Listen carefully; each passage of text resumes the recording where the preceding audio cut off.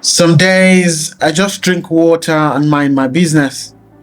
But today, my business is taking you to one of Nigeria's national archives. If you've ever wondered how accessible Nigerian archives are, follow me.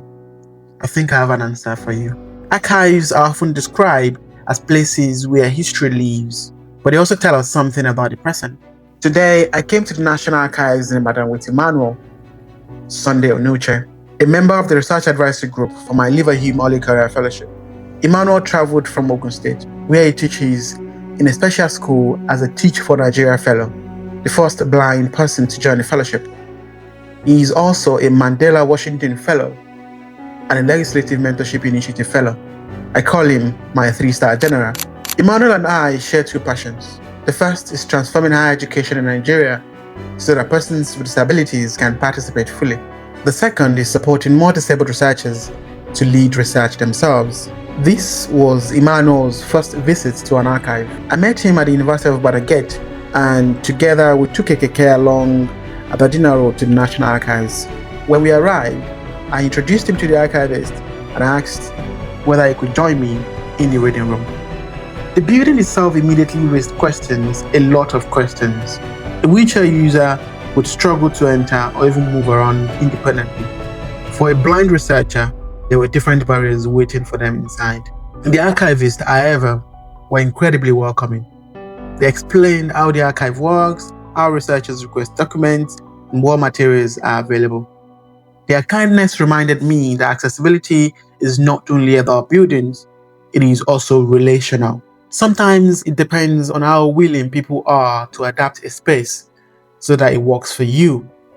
But as we settled into our work, another story began to emerge.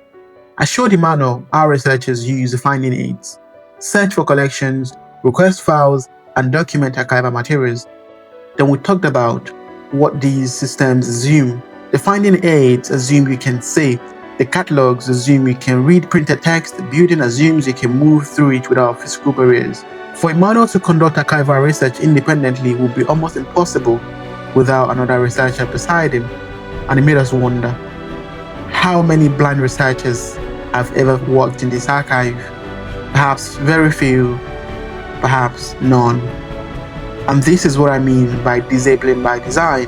Not because people are unwilling to help, but because institutions have decided who they expect their users to be.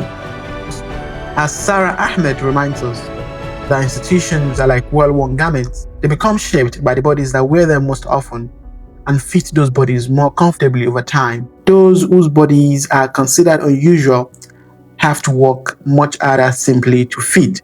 Archives are no different. After a few hours, we were both hungry. So we decided to leave the archive behind for a while and find something much more accessible, amala and gbegiri. Just behind the archive, we found a small restaurant, ordered lunch, and continued our conversation. By then, we weren't talking about the past anymore. We were talking about the future. If we want to recover disability histories in Africa, we need disabled historians. We need archivists with disabilities. We need researchers with disabilities. And that means creating archives where people with disabilities are not just visitors who require assistance, but researchers who use and belong in the archives. History is not only about preserving the past, it is also about deciding who gets to discover it. Stay positive, and I will see you on the flip side.